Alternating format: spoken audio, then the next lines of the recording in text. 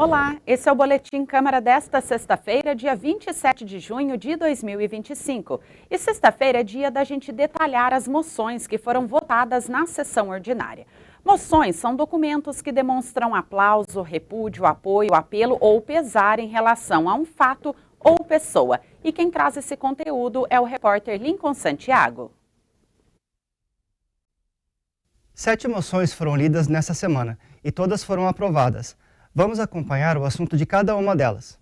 A moção 171, da vereadora Zelinda Pastora, é de aplausos à cirurgiã dentista Luciana Arcas, ao Departamento de Odontologia da Unital e aos seus alunos, pelos relevantes serviços prestados na promoção da saúde bucal, na formação acadêmica e no atendimento social à população de Taubaté. A moção 172, do vereador Alberto Barreto, é de apoio à proposta de emenda à Constituição apresentada pelo deputado federal Luiz Felipe de Orleans e Bragança, que permite maior autonomia orçamentária aos estados e municípios quanto à vinculação constitucional de recursos mínimos para as áreas de saúde e educação. A PEC sugere que municípios e estados possam, por um período limitado de 2 anos, redirecionar recursos destinados à saúde e educação para outras prioridades locais. A moção 173, também do vereador Alberto Barreto, é de aplausos para o grupo de balé do Projeto Esperança, pela conquista no Festival Internacional de Dança, realizado em 24 de maio, em Campos do Jordão.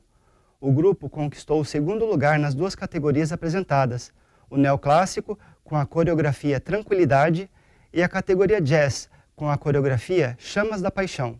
A moção 174, do vereador João Henrique Dentinho, é de aplauso ao senhor Dave Menicucci das Neves, pelo prêmio de honra conquistado esse ano em Nova York, oferecido pela PepsiCo, em reconhecimento ao desenvolvimento de estratégia de vendas que chamou a atenção da empresa em nível mundial.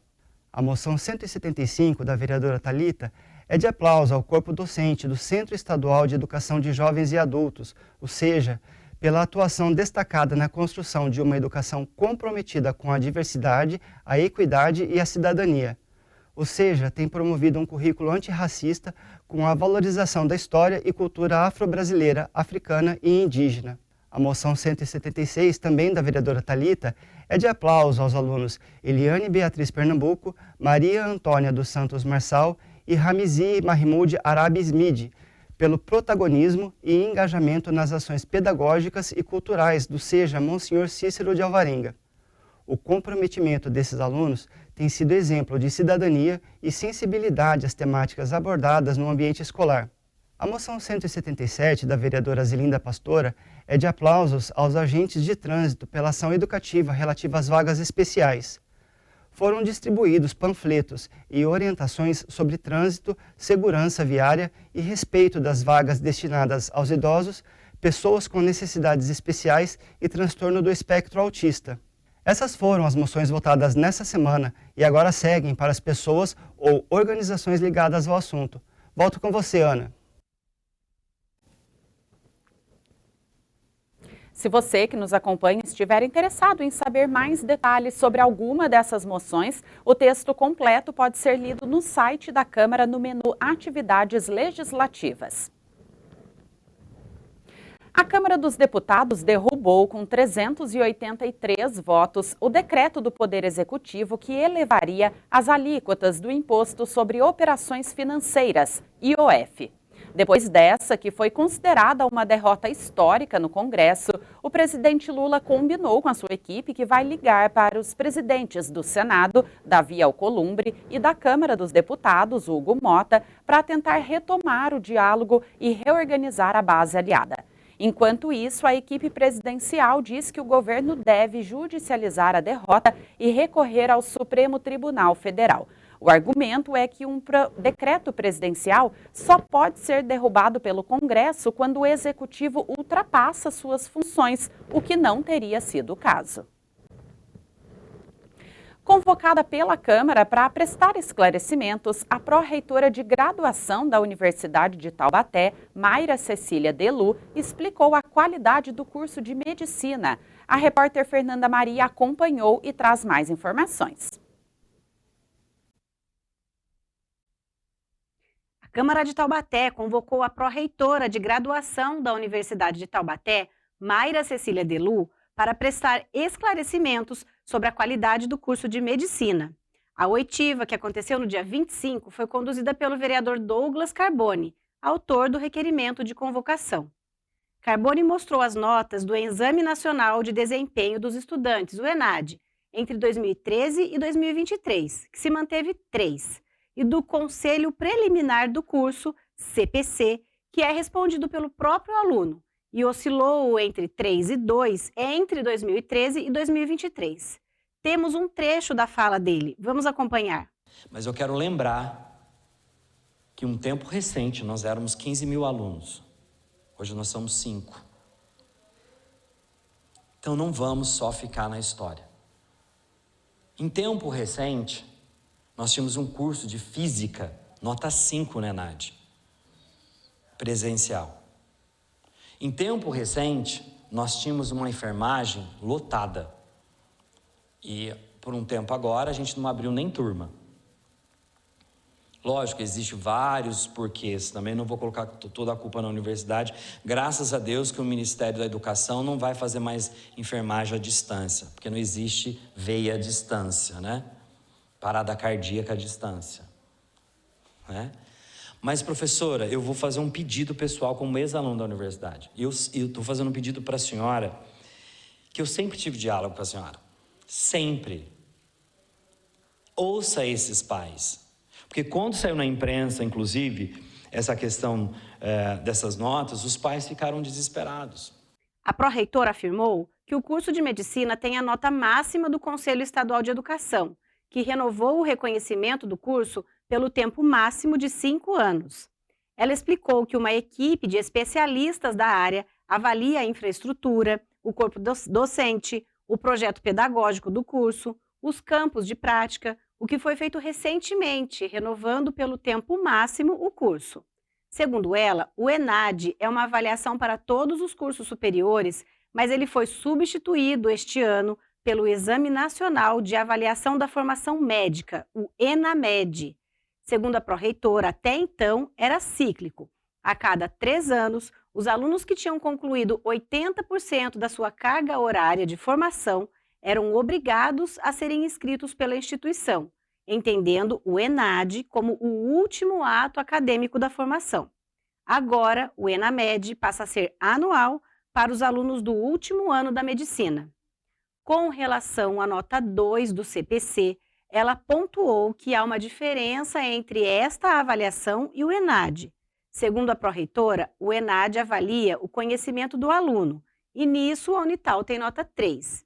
E o CPC é com base na percepção do aluno sobre o seu processo de formação, uma percepção a partir não só da infraestrutura, mas do seu processo de formação e da possibilidade de ampliação desta formação.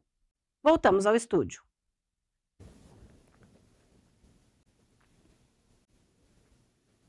Obrigada, Fernanda, pelas informações, e vale lembrar que o vídeo dessa oitiva, dessa convocação, está disponível no canal da TV Câmara Taubaté no YouTube. Basta você procurar por TVC Taubaté. Um estudo publicado na revista científica The Lancet alerta que a vacinação infantil está em risco, principalmente devido a cortes e desigualdades. A repórter Tânia Vinhas explica mais sobre esse assunto. Os esforços para vacinar as crianças contra doenças letais estão em risco em todo o mundo e não existe apenas um único motivo. Esse alerta veio em um novo estudo que analisou as taxas de vacinação infantil em 204 países. Essas tendências aumentam a ameaça de futuros surtos de doenças que são evitáveis, enquanto os cortes na ajuda internacional ameaçam todo o progresso já alcançado. Para ter uma ideia, estima-se que o programa de imunização da OMS salvou cerca de 154 milhões de vidas nos últimos 50 anos. Só que todo o avanço conquistado anos atrás desacelerou na década de 2010. E daí veio a pandemia de Covid, que resultou em quase 13 milhões de crianças sem vacinas. Surtos de sarampo, por exemplo, começaram a aparecer no mundo todo, e os casos de poliomielite, erradicados há muito tempo em muitas áreas, têm aumentado. Em 2023, mais de metade dos 15,7 milhões de crianças não vacinadas do mundo viviam em apenas 8 países. A grande maioria na África subsaariana, o que não surpreendeu tanto, mas o Brasil apareceu ali, em 8º lugar, com 452 mil menores não vacinados. Para os autores do estudo, as persistentes desigualdades globais, os desafios da pandemia e o crescimento da desinformação e da hesitação em relação às vacinas contribuíram para a estagnação da imunização. Além disso, deslocamentos e desigualdades relacionados a conflitos armados, instabilidade política, incertezas econômicas e crises climáticas também são fatores relevantes nessa história. Os pesquisadores alertam que tantos retrocessos podem ameaçar a meta da OMS de imunizar 90% das crianças e adolescentes do mundo até 2030, com as vacinas consideradas essenciais. Esse estudo, aliás, foi financiado pela Fundação Gates, do fundador da Microsoft. Em nota, Bill Gates lamentou que, pela primeira vez em décadas, é provável que o índice de mortalidade infantil aumente em vez de diminuir, devido aos cortes maciços em verbas e investimentos por parte de grandes nações, como os Estados Unidos. Nas suas palavras exatas, isso é uma tragédia. Volto com vocês aí no estúdio.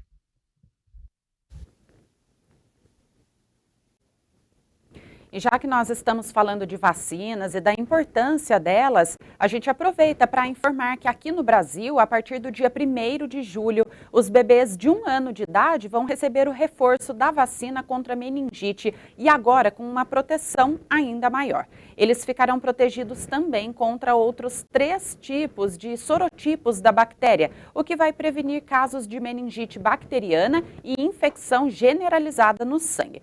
De acordo com o Ministério da Saúde, entre janeiro e abril desse ano, já foram confirmados 1.980 casos de meningite no país, sendo com 168 mortes.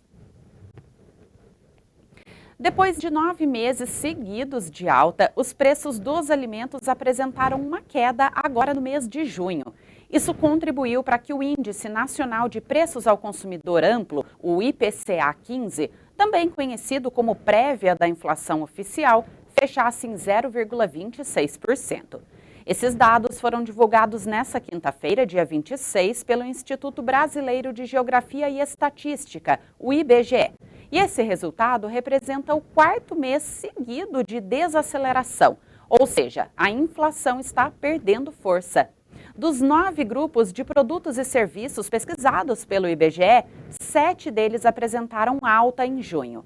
Entre os que tiveram alta, a maior pressão veio da habitação, que subiu 1,08%. Os outros 2 que apresentaram recuo estão alimentação e educação. O Ministério do Turismo informou que pretendia avançar em uma reunião com entidades interessadas na regulamentação da exploração do balonismo para fins turísticos no país. O repórter Lucas Levin traz os detalhes. Hoje, o balonismo é praticado no Brasil como atividade aerodesportiva, conforme esclareceu a Agência Nacional de Aviação Civil. Portanto, os voos de balão são feitos por conta e risco dos envolvidos. Não existe no país, por exemplo, nenhuma habilitação técnica para os pilotos de balão de ar quente, nem certificação para testar a segurança das aeronaves. Após a tragédia que aconteceu em Praia Grande, Santa Catarina, o objetivo do governo é fazer com que o país possua uma regulamentação específica e clara para a operação de voos de balão em atividades turísticas, visando garantir a segurança dos praticantes e impulsionar o desenvolvimento desse segmento no Brasil. Estão envolvidos nessa discussão, além do Ministério do Turismo, o SEBRAE, as prefeituras de Praia Grande, Santa Catarina e Torres, no Rio Grande do Sul, que é considerada a capital nacional do balonismo, a Confederação Brasileira de Balonismo, além de outras entidades com interesse no tema.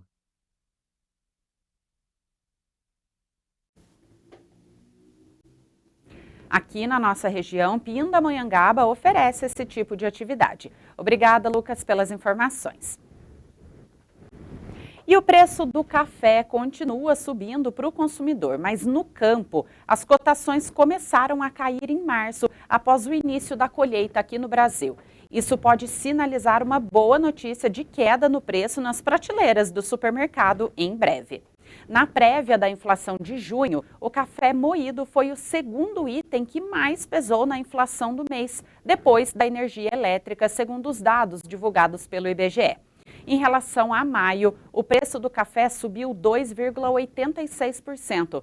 Já no acumulado de 12 meses até junho desse ano, encareceu 81%. No campo, a cotação média mensal do café arábica, que é o mais consumido e produzido no Brasil, caiu 17% em junho em relação a fevereiro, quando o preço bateu recorde. Segundo economistas, a tendência é de que a queda de preços no campo comece a chegar ao consumidor no segundo semestre, mas de forma lenta e gradual. O movimento São Paulo por Todas conquistou 2 leões no Festival de Cannes com a redoma de proteção para mulheres. A repórter Tânia Vinhas retorna ao nosso boletim agora e traz as informações que foram divulgadas pela agência SP. O governo de São Paulo conquistou 2 leões de bronze no Festival Internacional Cannes Lions, o mais importante evento da publicidade e criatividade global. E ambos pelo mesmo projeto. O movimento SP por Todas, criado para dar visibilidade às políticas públicas que fortalecem a rede de proteção, acolhimento e autonomia financeira das mulheres no Estado, levou uma estatueta na categoria Saúde e Bem-Estar, Uso da Tecnologia, que valoriza o uso inovador de tecnologia para resolver problemas reais e desafios sociais. Depois, levou outro na categoria Vidro, o Leão da Mudança, que é um dos mais relevantes do festival. Ele reconhece trabalhos que geram impacto social efetivo. Nesse caso, o projeto escolhido foi o Her Dome, a redoma dela, em tradução livre, que também faz parte do movimento. O Her Dome engloba soluções de segurança criadas pelo governo de São Paulo. É uma espécie de raio de proteção formado a partir do uso do aplicativo SP Mulher Segura, para mulher com medida protetiva, e do monitoramento do agressor por meio de tornozeleira eletrônica e do trabalho da cabine Lilás, no Centro de Operações da Polícia Militar. Para essas mulheres, o alerta resulta no deslocamento imediato de viatura para garantir a sua proteção. O aplicativo também integra o boletim de ocorrência das polícias militar e civil. O movimento SP por Todas reúne políticas públicas estruturadas em 3 pilares: segurança, saúde e empreendedorismo. Assim, facilita o acesso a serviços e informações de forma integrada e didática, como orientações para denunciar agressores, indicações de unidades de saúde e obtenção de linhas de crédito exclusiva para mulheres. Entre os principais resultados do programa estão a redução de 10% nos casos de feminicídio no estado entre janeiro e abril deste ano, comparado ao mesmo período de 2024, e mais de 360 milhões de reais em crédito liberado para as empreendedoras paulistas. Um leão em Cannes para um trabalho que tenta proteger nossas mulheres como leões. Acho bem justo. Volto com vocês.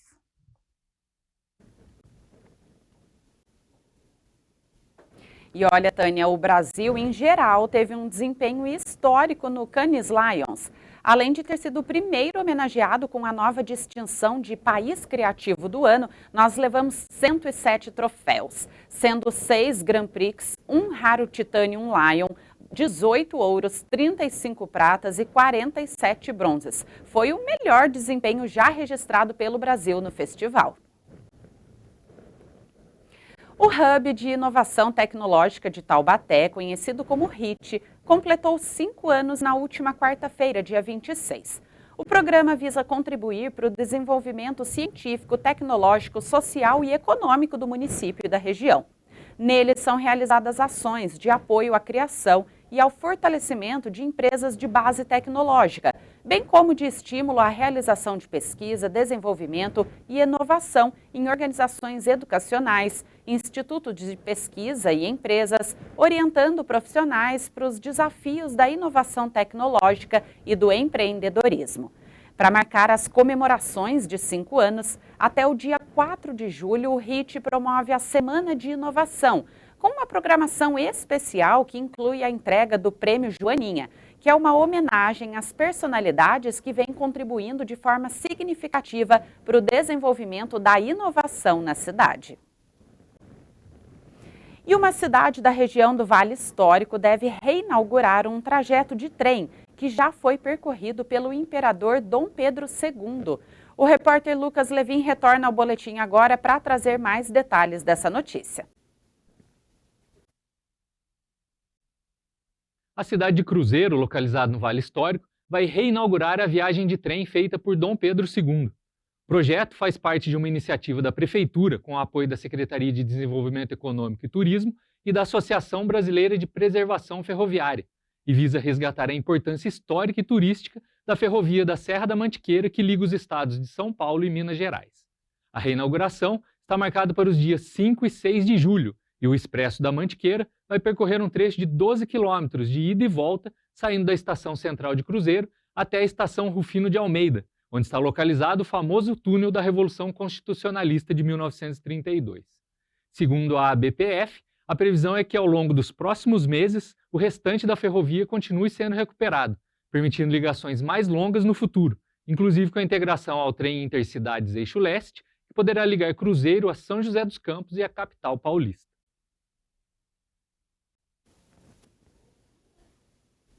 Os bilhetes para o passeio serão vendidos por um valor promocional diretamente no guichê da Estação Central de Cruzeiro.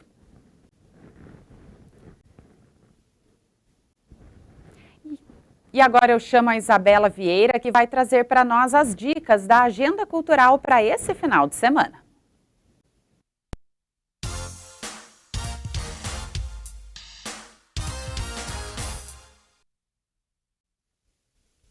E aí, ainda não sabe o que fazer nesse final de semana? Então se liga nas dicas de hoje da Agenda Cultural. Nessa sexta-feira, o Sesc Taubaté recebe o espetáculo Bertoleza, com a Gargarejo Companhia Teatral. A apresentação é uma adaptação musical de O Cortiço, de Aloysio Azevedo, obra clássica da literatura brasileira, onde o protagonismo é invertido.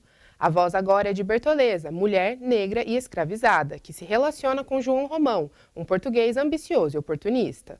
O espetáculo acontece no Teatro do Sesc e os ingressos estão à venda online e na bilheteria.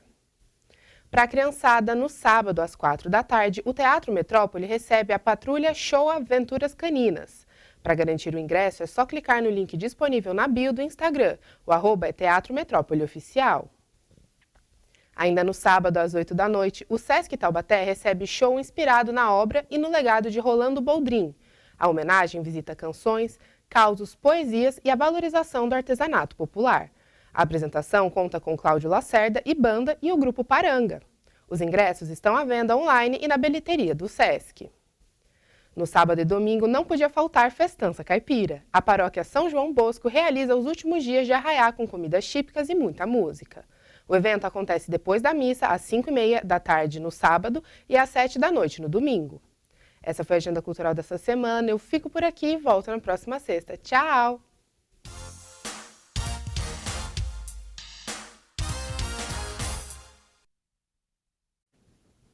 Obrigada, Isabela. Ótimas dicas para esse final de semana e a gente se encontra na sexta-feira que vem. E assim nós encerramos o Boletim Câmara de hoje. Essa foi a edição desta sexta-feira, dia 27 de junho. Outras notícias você confere no site câmarataubaté.sp.gov.br. Um abraço, um ótimo final de semana e até mais.